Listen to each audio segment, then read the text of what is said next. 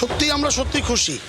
আমরা খুব খুশি হয়েছি। এই সুশান্ত ঘোষ আমাদের বাজারে 500 মতো দোকান ছিল, এই মুহূর্তে দোকান হয়ে গেছে 1100, প্রায় 600 দোকান, প্রত্যেক দোকান 5 লক্ষ 6 লক্ষ টাকা করে বিক্রি করেছে।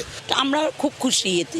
মহিলা ভাড়া করে এনে আমাদেরকে মারধর করা, দোকানের মালপত্র তুলে তুলে নিয়ে যাওয়া, বলতে গেলেই তেড়ে মারতে আসা, এই জিনিস কি ও কিনে দিয়েছিল? আমরা পয়সায় কিনেছি। ভালো হয়েছে, আমি জানি এটা খুব ভালো হয়েছে, কেন আমাদের খুব ক্ষতি করেছে।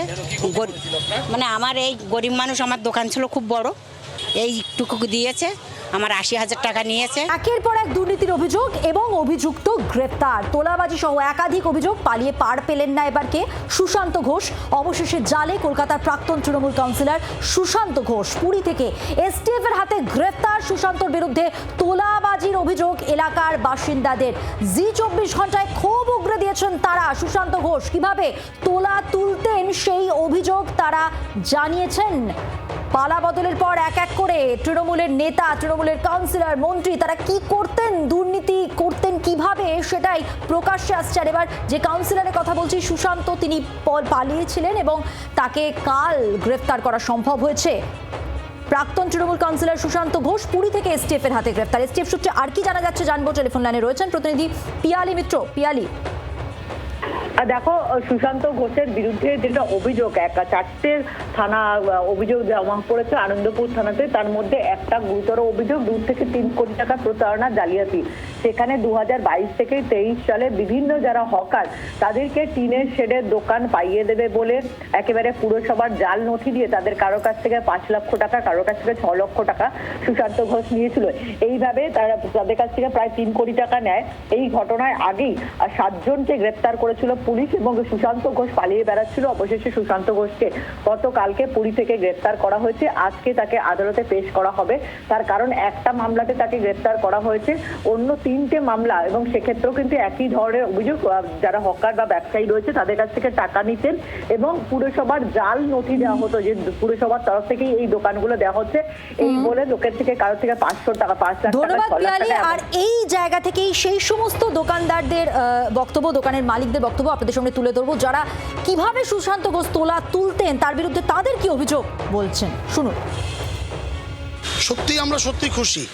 আমরা খুব খুশি হয়েছি। এই সুশান্ত ঘোষ আমাদের বাজারে 500 মতো দোকান ছিল, এই মুহূর্তে দোকান হয়ে গেছে 1100, প্রায় 600 দোকান, প্রত্যেক দোকান 5 লক্ষ 6 লক্ষ টাকা করে বিক্রি করেছে।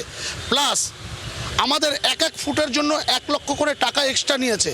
এখানে যত দোকানদার আছে সমস্ত দোকানদাররাই এই শিকারে শিকারিত। কিছু করার নাই, আমাদের হাত পা বাঁধা ছিল। কারণ যখনই কোনো কথা বলতাম তখনই উনি ওনার ছেলেদেরকে দিয়ে আমাদের অ্যাকশন নেওয়ার চেষ্টা করতেন। হ্যাঁ, সুশান্ত ঘোষ অ্যারেস্ট, আমরা খুব খুশি এতে। মহিলা ভাড়া করে এনে আমাদেরকে মারধর করা, দোকানের মালপত্র তুলে তুলে নিয়ে যাওয়া, বলতে গেলেই তেড়ে মারতে আসা, এই জিনিস কি ও কিনে দিয়েছিল? আমরা পয়সায় কিনেছি। ভালো হয়েছে, আমি জানি এটা খুব ভালো হয়েছে, কেন আমাদের খুব ক্ষতি করেছে।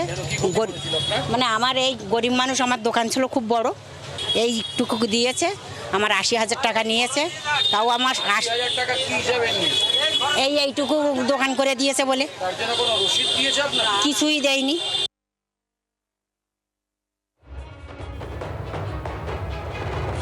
মন্ত্রী দিলীপ ঘোষ কি বলেছেন শুনুন। এ তো সবই এক জায়গায় একই রকম কালচার। এরা প্রত্যেক দিন এই কাউন্সিলররা লোককে ফোন করতো, ধমকাতো, টাকা চাইতো, লোকে ভয়ে বলতে পারেনি। আজ কমপ্লেন করছে, লোকে জমি দখল করেছে, অফিস দখল করেছে, ফ্ল্যাট নিয়ে নিয়েছে, কিচ্ছু বলতে পারেনি। ক্লাবকে ক্লাব দখল করে নিয়েছে, বেড়ি দখল করে নিয়েছে। এগুলো তো আমরা সবাই জানি। আজ যারা ক্ষতিগ্রস্ত হয়েছেন তারা কমপ্লেন করছেন, তার উপরে হচ্ছে অ্যাক্টিভিটি। একাধিক অভিযোগ, রাজ্যে পালা বদলের পর একাধিক তৃণমূল নেতার বিরুদ্ধে থানায় অভিযোগ দায়ের হয়েছে। সেই তালিকায় এই সুশান্ত ঘোষও ছিলেন, যিনি গতকাল গ্রেফতার হলেন।